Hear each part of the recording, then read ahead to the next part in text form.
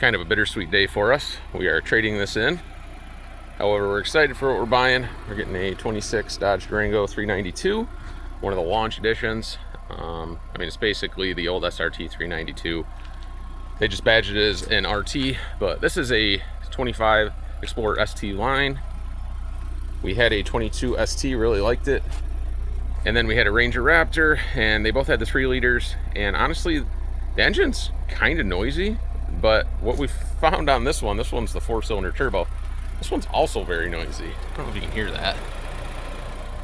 I don't know if it's the injectors or what, but a lot of those old 4-cylinder turbos make that kind of diesel sound. But this has been a great vehicle. We've had it for a year and a half. A couple upgrades we did the rear valance off of a 24 ST line so we could run real duals. It comes with duals, but they're just turn downs and they're hidden. You can't see them. Then it has 1.5-inch Bora spacers just to kind of bring those out a little bit more flush. But this is the premium package. It's loaded up very nice. Has the massaging seats, 360 camera. It does have the pano sunroof, 3rd row. It is a power 3rd row. Really love this vehicle. It does have the self-driving. One thing I don't love about it is I drive like this, so when we're doing long distances, this thing's constantly yelling at me. So I have to adjust my driving position. Not a huge deal, but a little bit annoying. A couple other things. Just some of the materials I would argue are just kind of like chintzy feeling there and like up here. I wish they would have did something different there. But other than that, lots of storage. This is also kind of chintzy. My wife's pregnant, so that is a vomit bag for road trips. But yeah, I mean, it's like I say, it's got a lot of storage. Pardon my fingers there. It does have the captain's chairs. But other thing that I'm not a huge fan of is our 22. This would lock in one of 4 positions, but this one just keeps spinning.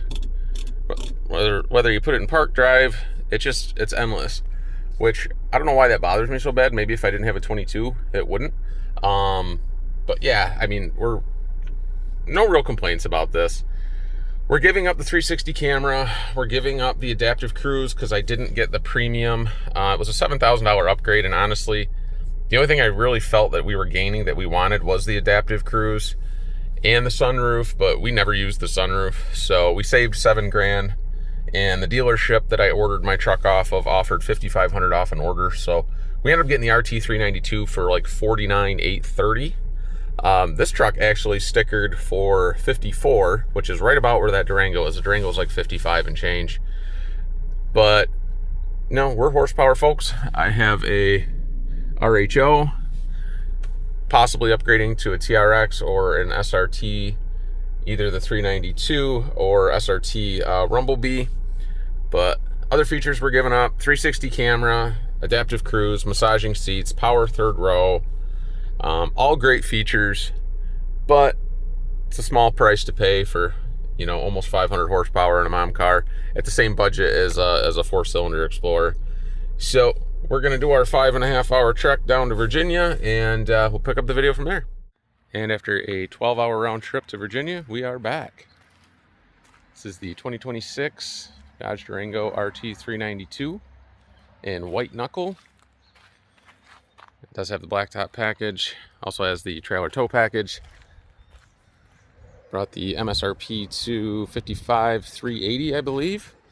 I got a $5,000 discount from Brian Hilrick down at Coons, and then another $500 for the affiliate pricing that I get through my employer. So just over $49K. I mean, what an incredible deal. This does have the SRT Brembos on it. You can see them down in there. It does have slotted rotors. I mean, 295 Pirellis. The exact same 392 that was in the SRT 392 in 2024 and previous. It's the exact same drivetrain, same gearing, dual exhaust. I mean, it actually even says SRT when you fire it up. I'll show you that.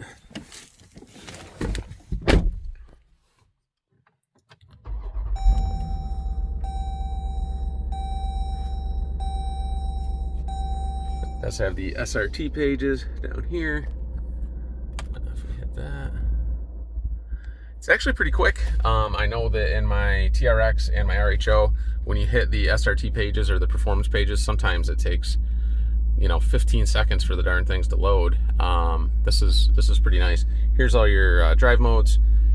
You can do track, sport, auto, snow, tow, custom, and there's an eco mode too. This does shut down to 4 cylinders on the highway. You don't really notice it. I'm sure a lot of guys will straight pipe it or get rid of the suitcase muffler or the resonators.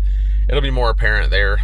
I had a 2019 Hemi with a 5.7 that I did a muffler delete on, and you definitely heard the drone.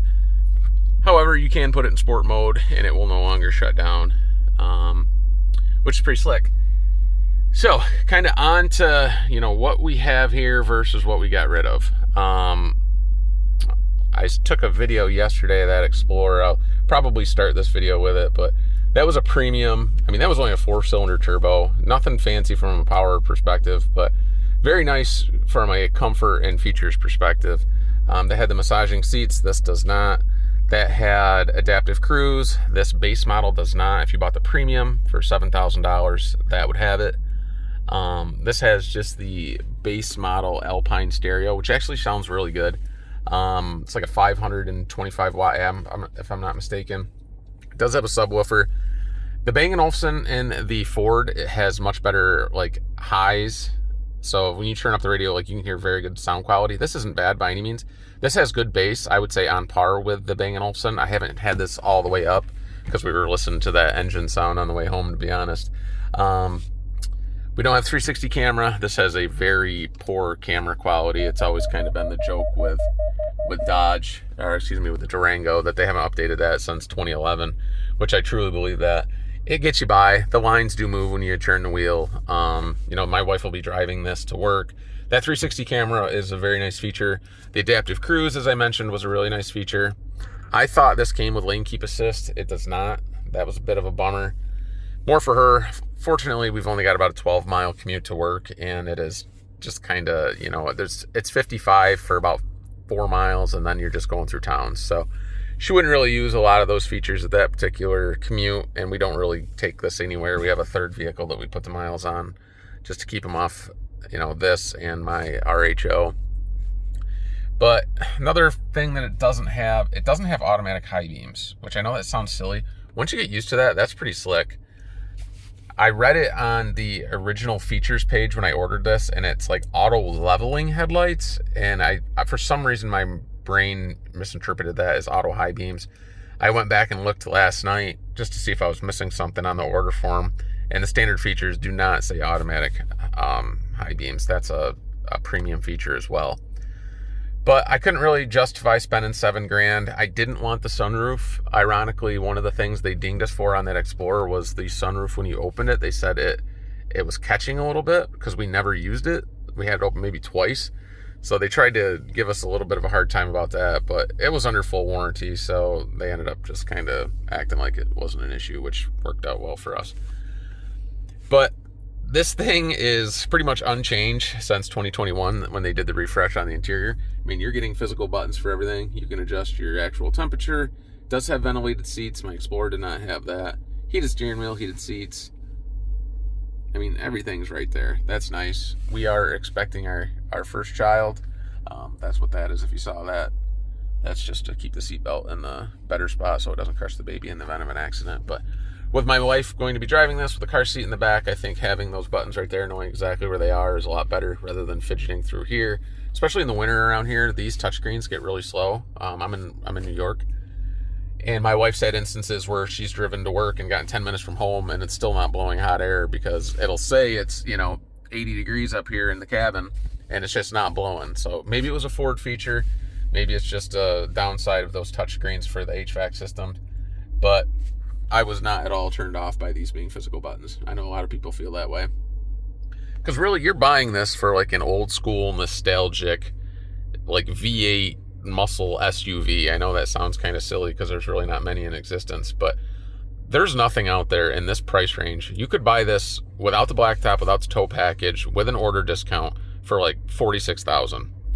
With the Brembos, 475 horse, and this thing handles incredible. Drove it through central Pennsylvania last night through some of those winding roads that, they rival Tail of the Dragon. Maybe not that extreme, but this thing handles exceptional for 5,500 pound SUV.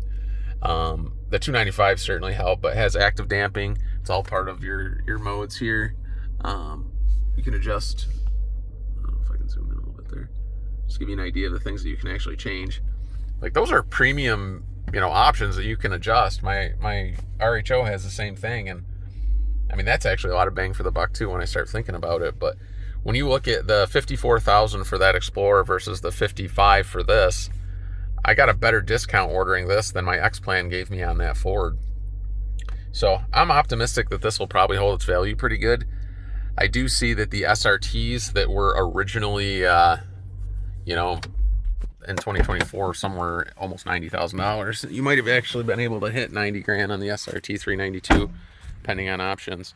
And a lot of those are now bringing like low 60s, even with low miles.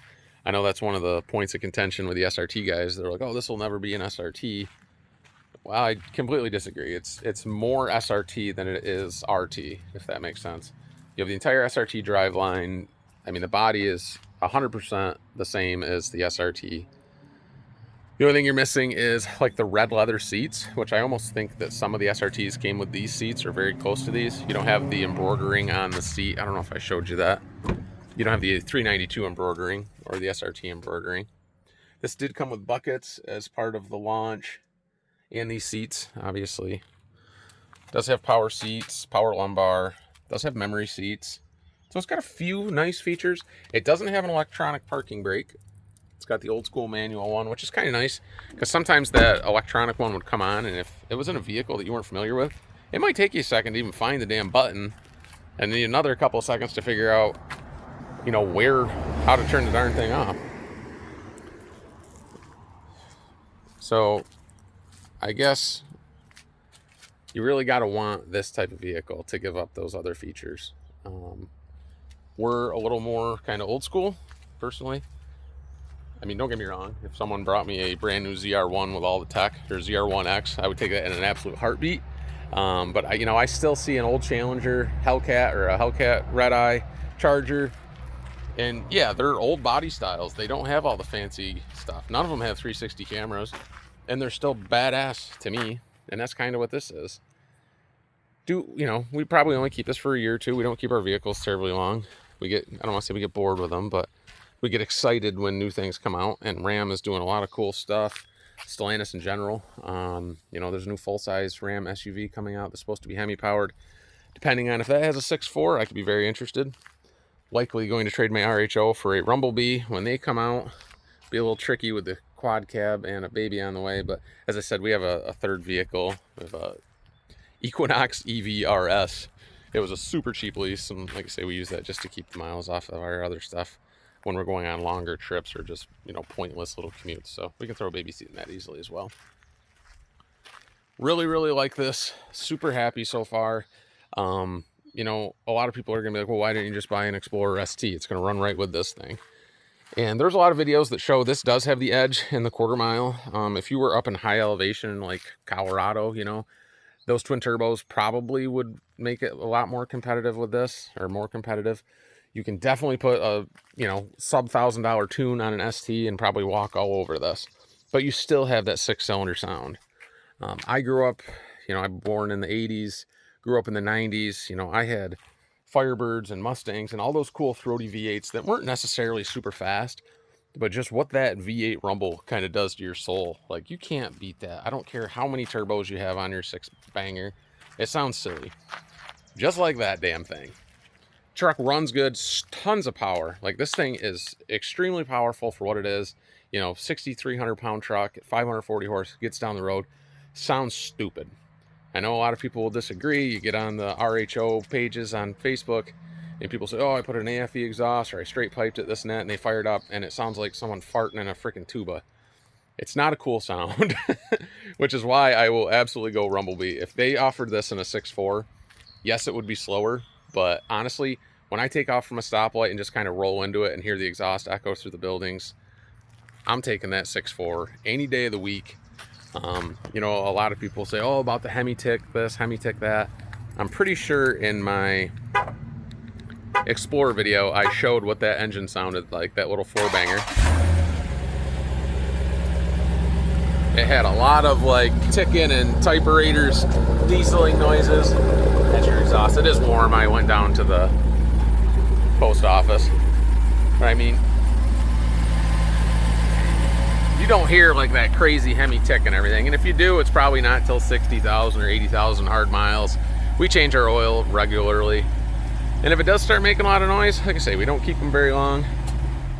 It will, it'll go down the road and the next guy can deal with it. But anyways, I did run down to the post office. I might throw a sound clip of just what it sounds like inside the vehicle in here.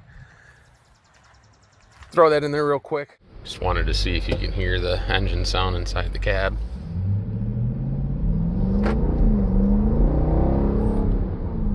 Only got 349 miles on it, so I am not going to stomp on it.